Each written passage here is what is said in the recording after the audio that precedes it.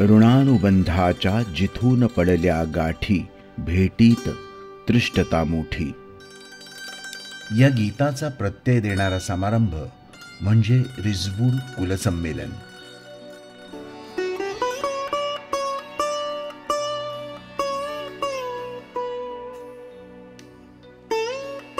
या कुलसंमेलनाची अनेक रिसबूड मंडळी अतिशय उत्सुकतेनं वाट पाहत असतात आणि एकमेकांना भेटल्यावर त्या भेटीत प्रत्येकाच्या चेहऱ्यावर तुष्टताच दिसून येते.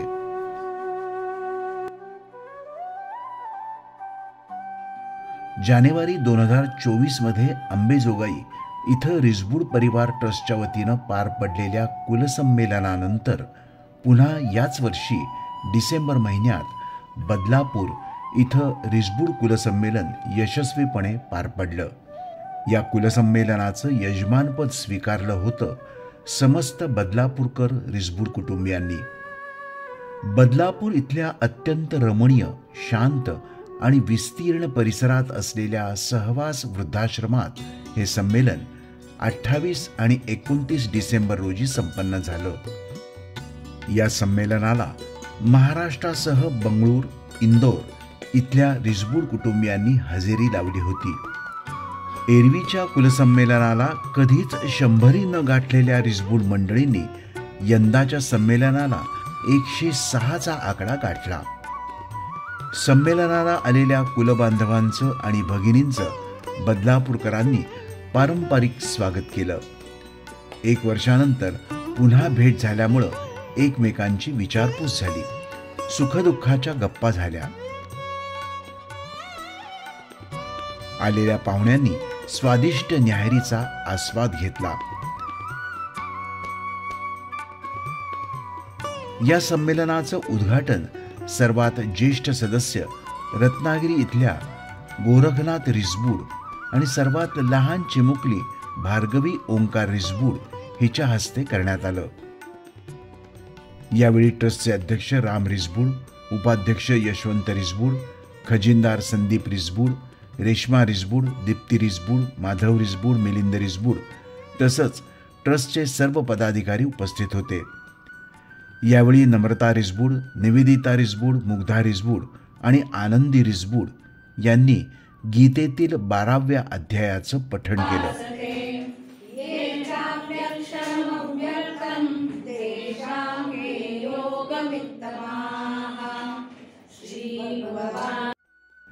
रिसबूड परिवार ट्रस्टचा आर्थिक पाया मजबूत करण्यात आजीव सभासदांचा मोलाचा वाटा असल्याचं अध्यक्ष राम रिसबूड यांनी आपल्या अध्यक्षीय भाषणात सांगितलं. ट्रस्टने एक मोठी गरुड झेप घेतलेली आहे आणि आर्थिक जो पाया आपल्याला मजबूत करायचा असतो तो करण्यामध्ये आपल्या ट्रस्टचे जे आजीव सदस्य आहेत, आजीव सभासद आहेत, त्यांचाही मोलाचा वाटा आहे.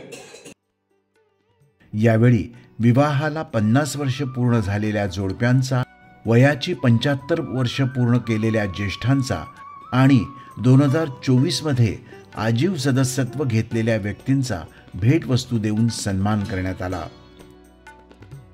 अयोध्येला श्री रामलल्ला मूर्ती प्रतिष्ठापनेला 1 वर्ष पूर्ण झाल्याचं औचित्य साधून 1992 मध्ये कारसेवक म्हणून रत्नागिरी जिल्ह्याचं प्रतिनिधित्व केलेल्या गोरखनाथ रिसबूड यांचा विशेष सत्कार करण्यात आला. सत्काराला उत्तर देताना गोरखनाथ काकांनी बाबरी मशीद पाडल्याच्या आठवणींना उजाळा दिला, तर त्याच जागेवर श्रीरामाचं मंदिर उभारल्याबद्दल समाधान व्यक्त केलं. हा दिवस आपल्या आयुष्यात पाहायला मिळाला याबद्दल परमेश्वराचे आभार मानले. यावेळी संमेलनाला आवर्जून आलेल्या 14 माहेरवाशिणींचं औक्षण करून भेटवस्तू देऊन स्वागत करण्यात आलं. दोन्ही दिवसांच्या कार्यक्रमाचं सूत्रसंचालन आपल्या ओघवत्या भाषेत मीना रिसबूड यांनी केलं. त्यानंतर भारतीय सैन्य दलात देशसेवा केलेले कर्नल डॉक्टर जयंत रिसबूड आणि भारतीय वायुदलात ज्युनियर वॉरंट ऑफिसर म्हणून सेवा बजावलेले उदय रिसबूड यांची सैनिकी जीवनातील आठवणी या विषयावर विश्वास रिसबूड यांनी मुलाखत घेतली.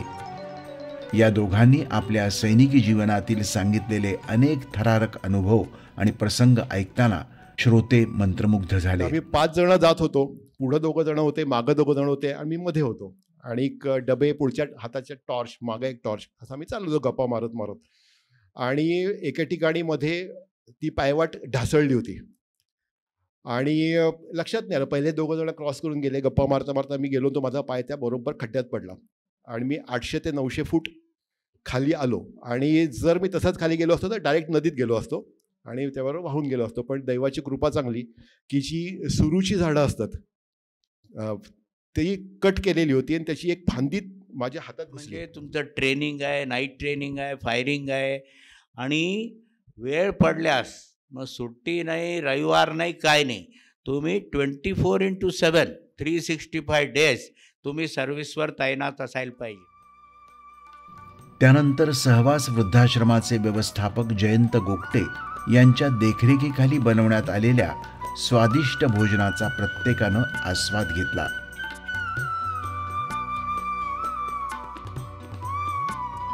दुपारच्या सत्रामध्ये विविध गुणदर्शनाचा कार्यक्रम पार पडला. सर्व वयोगटातील रिसबूड मंडळींनी यामध्ये सहभाग घेऊन आपल्यातील कला सादर केली.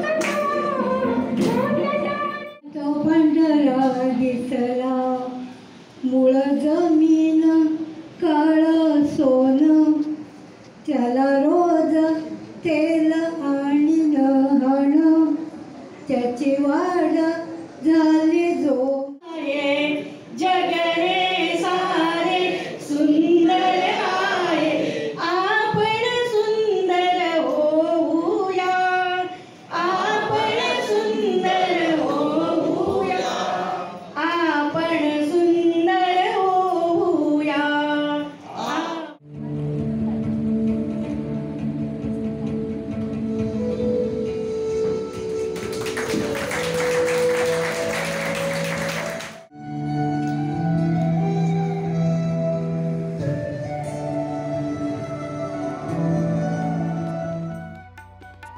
सहवासच्या आवारात उत्साही रिसबूड मंडळींसाठी खास सेल्फी पॉइंट तयार करण्यात आला होता. या ठिकाणी फोटो काढण्याचा प्रत्येकानं आनंद घेतला. संध्याकाळी इंदोर इथून आलेल्या गुणिता रिसबूड हिनं आपल्या सुरेल आवाजात शास्त्रीय गायन तसंच नाट्यगीत, भावगीत, भक्तिगीत, गझल इत्यादी विविध प्रकारातील गाणी सादर करून श्रोत्यांची मनं जिंकली. तिला तबल्यावर सर्वेश रिसबूड तर हार्मोनियमवर आदित्य रिसबूड यांनी साथ संगत केली.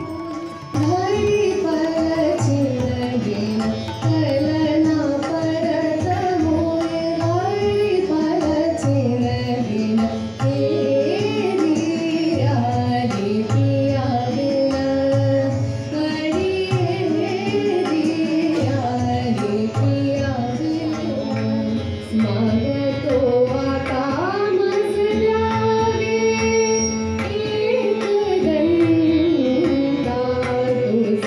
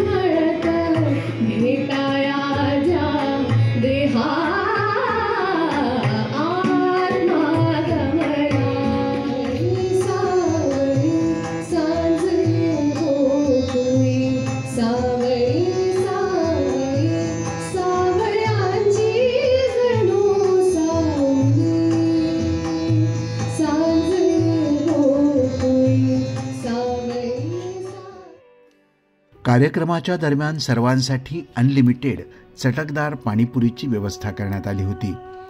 तर रात्रीच्या भोजनानंतर सर्वांना थंडगार कुल्फी देण्यात आली. बदलापूर येथील चेतन रिसबूड यांच्यातर्फे पाणीपुरी तर ओंकार रिसबूड यांच्यातर्फे कुल्फी देण्यात आली.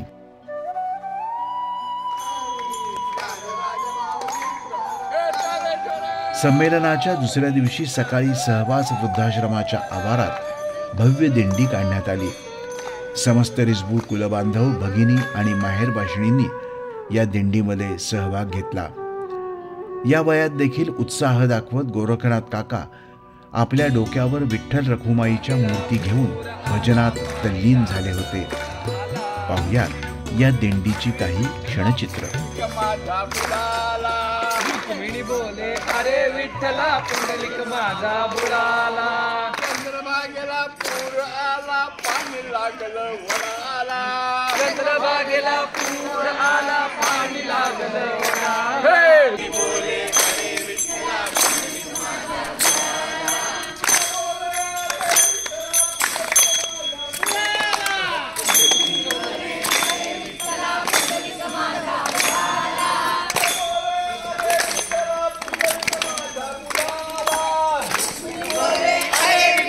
पुंडलिक माझा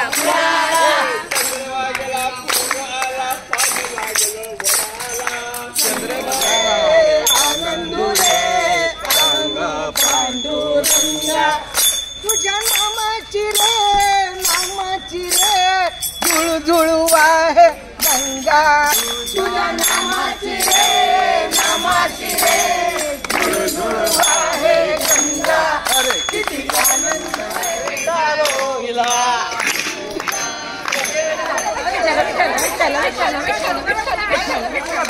राधे राधे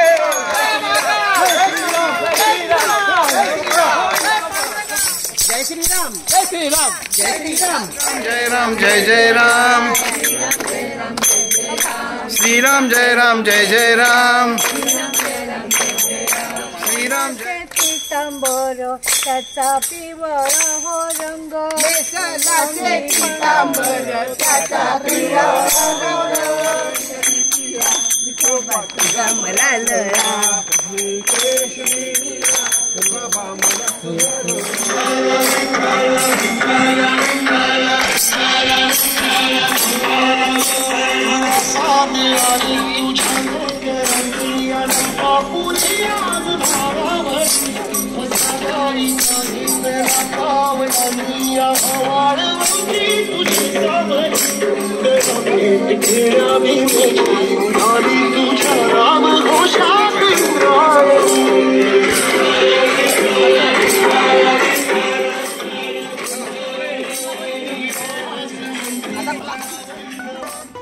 त्यानंतर डॉक्टर स्वाती गोखले यांनी CPR म्हणजे कार्डिओ पल्मोनरी रिसुसिटेशनचं प्रात्यक्षिक सादर केलं.